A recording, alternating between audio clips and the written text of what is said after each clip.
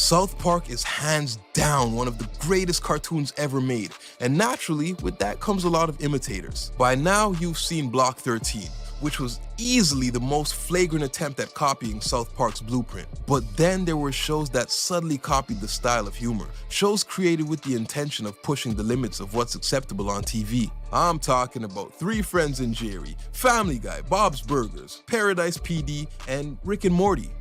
I'm still mind blown that you guys made this piece of shit as popular as it is. Such an awful, awful show, but I digress. In 2016, Comedy Central, the same network that birthed these four notorious characters, tried to catch lightning in a bottle twice and released this South Park ripoff that I don't hear many people talking about. A show about three freshman nobodies who are nothing more than benchwarmers on the basketball team. They plan to traverse the ranks of high school, become star athletes, hook up with lots of chicks along the way, and become the Legends of Chamberlain Heights. This is Grover. Yep, all the BGs finna jock us when they see us rocking our jerseys, my n***. This is Jamal. What's Gucci, my zebra? Let me get a pair of your finest shackles. Size 10, please. And this is Milton. But because he's the token white guy, they call him Milk. What brand of macaroni would I find in your cupboard? And that right there is me misleading you guys for the sake of shock value. Those voices I just played actually didn't match the character on screen. In all actuality, this is Grover's voice. What you mean suspended? Basketball the only reason we come to school. This is Jamal's voice. Damn, she got big tits just like your mom, Milk. And of course, the most gangster voice goes to the homie Milk. You letting this go to your head, Grove. You forgetting about the people who got you here, my n***. Milk proceeds to use that word from episode 1 all the way to the series finale. And rightfully so, he gets bitch slapped every single time he does. He just doesn't learn his lesson, and it actually makes for a hilarious running gag. Similar to South Park, Legends of Chamberlain Heights' art style is purposely crude and simplistic, giving it an intentional low-budget look and feel. It also features way over-the-top coarse language and adult themes. South Park storylines are notorious for being all over the place, from crab people to a talking taco that shits ice cream, from people with literal butts for heads to a towel that likes to get high. You wanna get high? No. Anyway. In terms of unpredictability, Legends is right up there with episodes about Girl Scout drug dealers, African warlords, robot Derek Fisher, a leaked Bill Cosby sex tape, and this weird-ass episode where Tupac did in fact fake his death and has resurfaced as a trans former lady guy stripper person. Yo, Hemi, where you from? West Side, motherfucker. And I'm on my period, partner. Full transparency, I wasn't expecting much here. I mean, come on. Let's call it what it is. A low-budget South Park ripoff from the hood. To confirm my curiosity, I even went so far as to check out some reviews, and as I expected, all negative. These guys were relentless. 1 out of 10, 1 out of 10, an atrocious, mindless mess, completely unwatchable, pandering to the ghetto, the worst show I've seen. Which is absolutely baffling because while doing research, I found that quality writers and notable celebrities were involved with production. Lavelle Crawford, Tisha Campbell, Tiffany Haddish, Jay Farrow, MC8, Erykah Badu, and even Neil Brennan, one of the main writers from Chappelle's Show, which is probably only the greatest sketch comedy series ever made. How the f*** could this show not be great? How was this able to flop and go under the radar for so long? Something inside of me said to check it out for myself. So kick back and enjoy as we do a deep dive into yet another South Park ripoff. I'd like to introduce you guys to the Legends of Chamberlain Heights.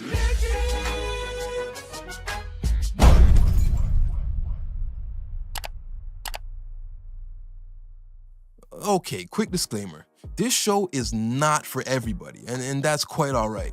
This show is for people from the hood, people who grew up near the hood, or people with hood friends, you know?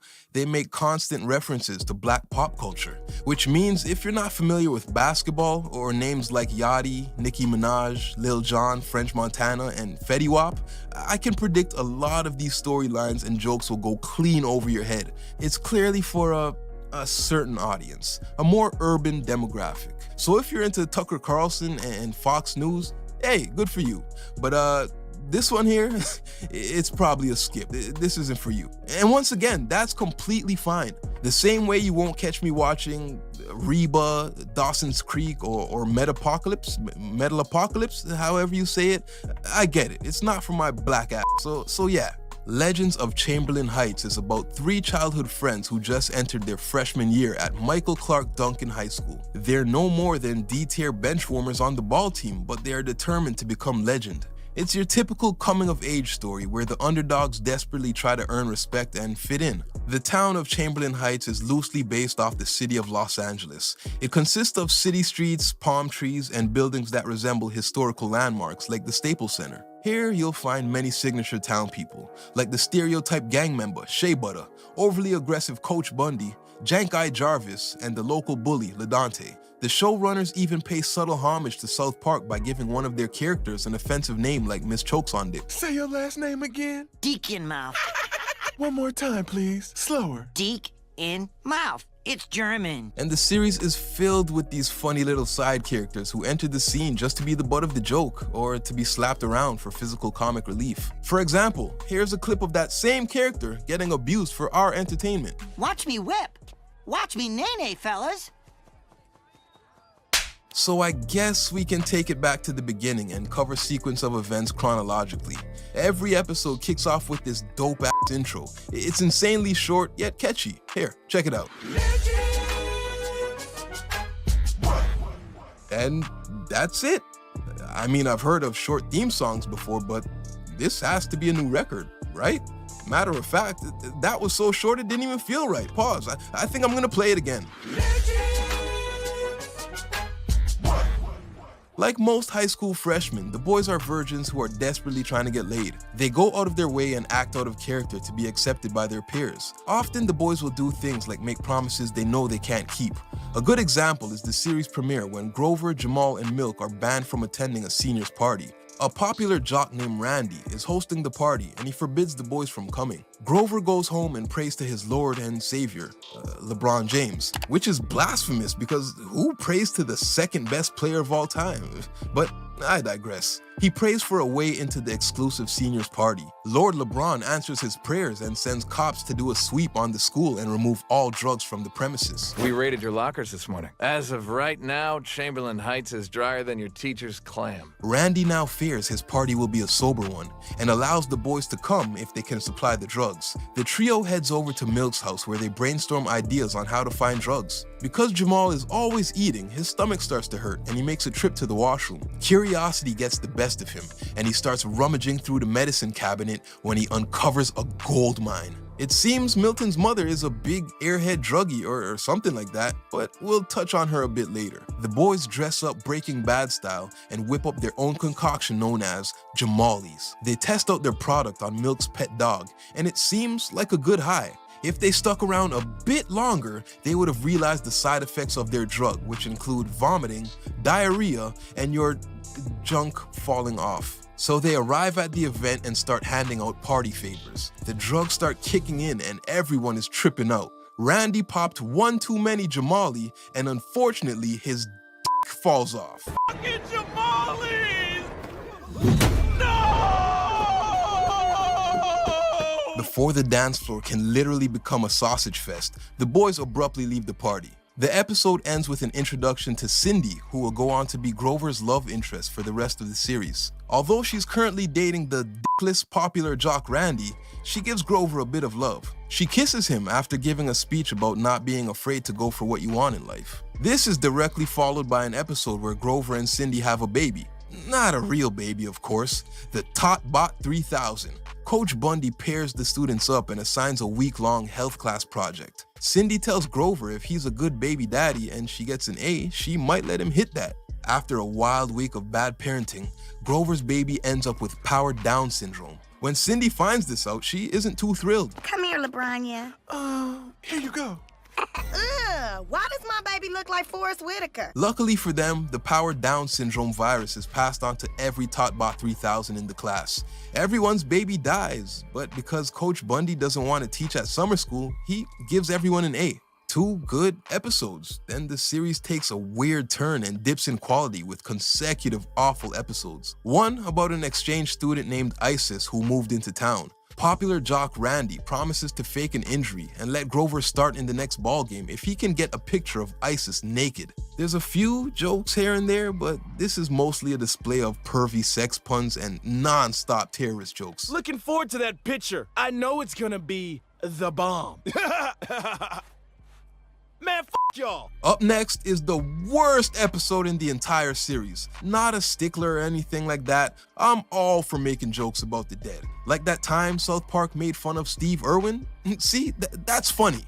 But something just feels so wrong about how they did Pac here. In this story, he faked his death, got a sex change, came back as a stripper. She even comes on stage dancing to hit him up.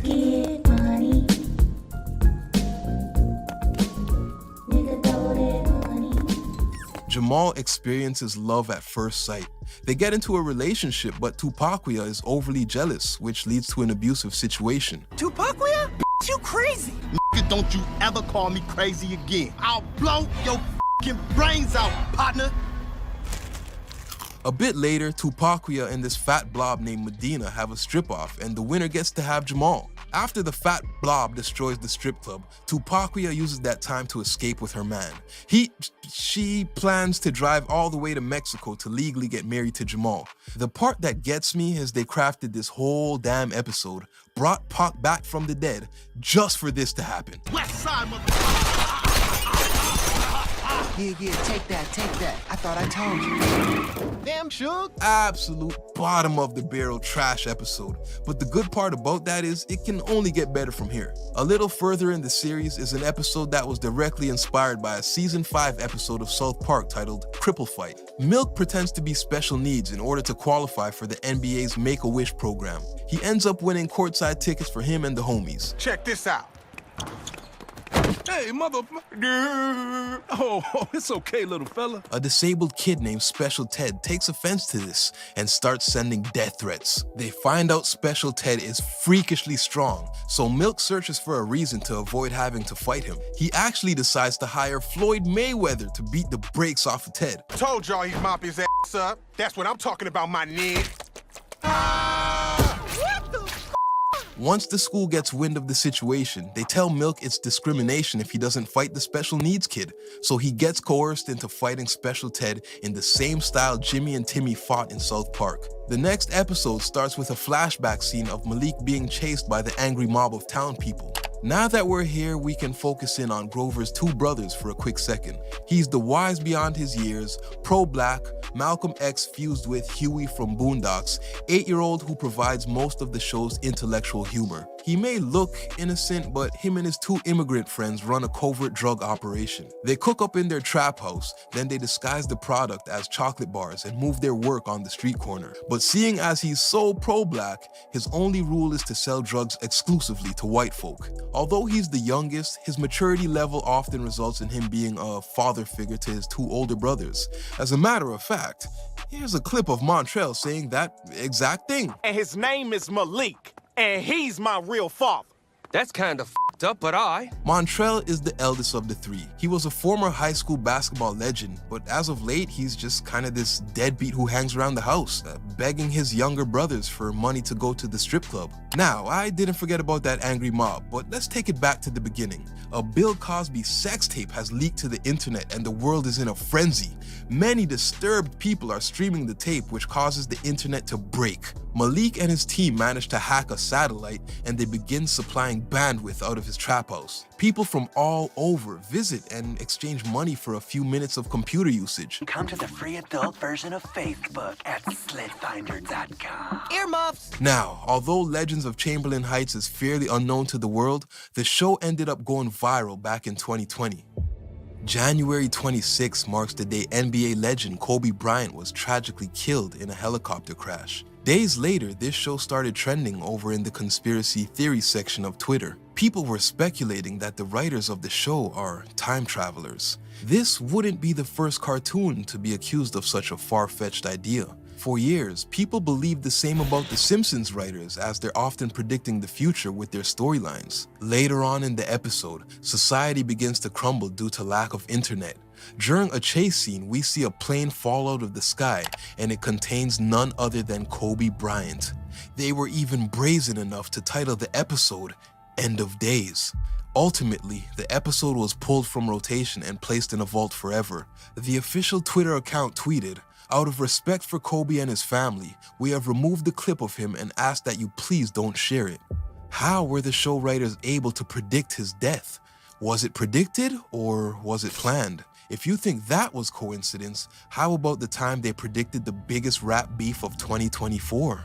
Not only did they know Drake and Kendrick would go head to head, they knew the angles that both rappers would use against each other. They predicted that Kendrick would be criticized for being overly intellectual. Hey, if I wanted to hear a tiny nigga talk nonsensical nonsense, I'd listen to a Kendrick Lamar album. How were they able to predict that Drake would one day be the laughingstock of the music industry and get clowned for the most trivial things? Drake the type of nigga that waves with 2 hands. Y'all like that one? Well, check this out. Drake the type of nigga that knows how to fold fitted shit. Drake the type of nigga that do a courtesy flush even when nobody home. Drake the type of nigga that knows strippers by their first names out of respect. How did they know? How did they know? It's coincidence, okay? I hate the conspiracy theory side of YouTube. Speaking of things I hate, this is Jamal. We touched on him a bit earlier. Pause. Jamal is a short fat ass who resembles Eric Cartman. He's mostly seen with food in his hands and he's constantly snacking. He's secretly in love with the hippo lookalike, larger-than-life Medina, whom he keeps in the shadow in fear of embarrassment. Aside from that, he's a decent guy who serves as the brains of the group. He strives to be a legend one day as he's tired of the disrespect he receives from his classmates and teachers. Do you understand what I'm saying to you, you fat bitch? I'm trying to be helpful, you fat bitch. Moving on to season 2, Chamberlain Heights is under attack from the dreaded G word, gentrification. And it's terrible. Michael Clark Duncan has been renamed the Matt Damon Charter School, a bunch of hipsters moving to town, new Starbucks are popping up all over, and the basketball team is now considered ghetto, which causes it to be replaced with a water polo team. Jamal is disloyal and ends up dumping his boys for a new group of white kids. Unfortunately, he's fully gentrified as the kids rename him Jason. This drives Milk crazy, and he takes it to the extreme in the following episode. An African queen invites Jamal and Grover to a party called the Nat Turn-Up. Milk is tired of being excluded due to his white skin. While scrolling Smash Chats for thotties, an ad for the Rachel Dolezal tanning salon catches his attention, so he heads over to inquire about getting a few shades darker. How often do you want to be stopped and frisked? A lot. A whole lot. The nice lady warns him that Akon is too black, and that becoming that black is a very dangerous process that requires signing a waiver, so he settles for the Chris Brown. Now that he is officially black, he goes by the name Chocolate Milk. He is a hit at school. The girls start to show interest, he gets burned on the ball court, and his friends no longer slap him for saying the word nigga. Malik is sickened by Chocolate Milk and wants to teach him about the downsides of being black. He follows him to his weekly appointment at the tanning salon and activates the dreaded Akon Black on the machine. Now Milk is black as shit.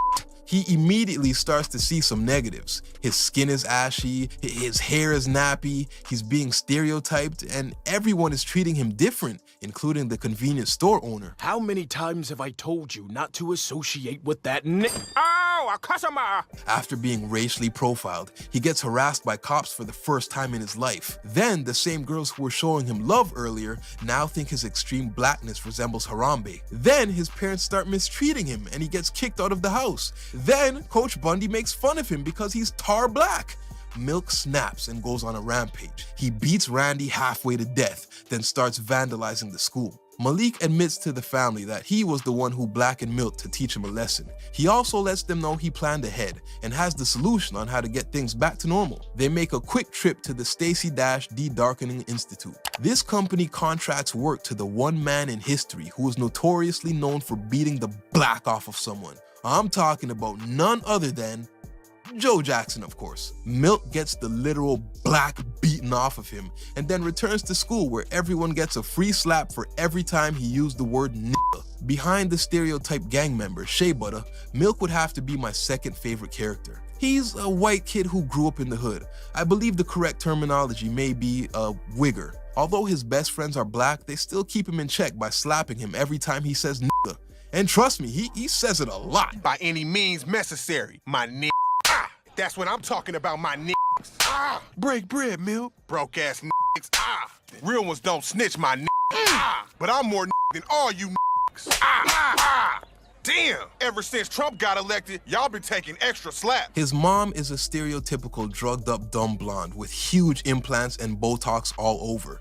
The boys constantly insult her, similar to how Mrs. Cartman was on the receiving end of many jokes in South Park. This here is Milk's stepdad, Dave, better known as Bitch-Ass Dave. Milk would often refer to him as that or Uncle Joey, due to him looking like the character from the popular sitcom Full House. Speaking of parents, just when I was thinking Legends of Chamberlain Heights had no range, they shocked me with a surprisingly emotional episode. On a random night, a solicitor shows up at the door.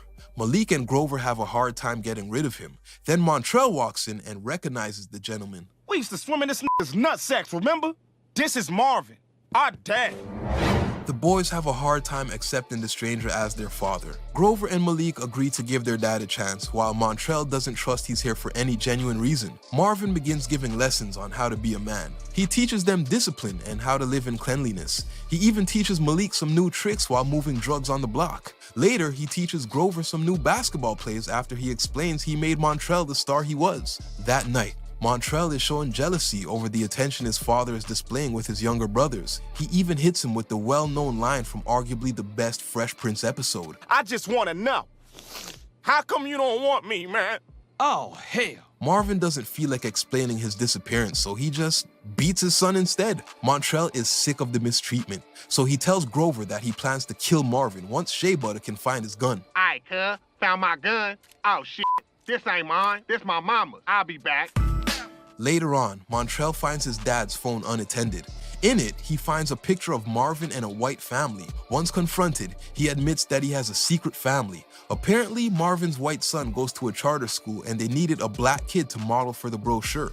Montrell is disgusted and challenges his dad to a game of ball. Winner keeps Grover. Montrell wins and Marvin is cast away with promises to never contact the family again. In conclusion, Legends of Chamberlain Heights is a hidden gem that fights against the politically correct era that we currently live in. Out of the South Park imitators, it's definitely one of the better ones. There are a few terrible episodes like that god-awful Tupac whatever it is. It's pointless, it's unnecessary. Jamal's high-pitched voice gets annoying pretty quickly, and some of the writing is overly vulgar for no apparent reason. So there are a handful of complaints. Is it South Park in its prime? Is it The Simpsons in the golden era? No, of course not. But 1 out of 10? 1 out of 10, come on, let's call it what it is. Those who gave it 1 out of 10, it's simple. You guys are racist. Fuck you. This show is an easy 7, 7.5 maybe. It got off to a good start with season 1, but if you're feeling skeptical, my suggestion is jump right into season 2. There's a lot of good episodes in there. Check it out, man. Doctor's orders. And that's it for today, guys. If you're still watching, I consider you my people, and I appreciate you. If you enjoyed the video, drop a like and consider subscribing. I have a bunch of other videos you might find interesting. Until next time, man, you gotta chase your dreams and do what you love. I am the Doctor, signing out. Gimme my music. I move in the nighttime.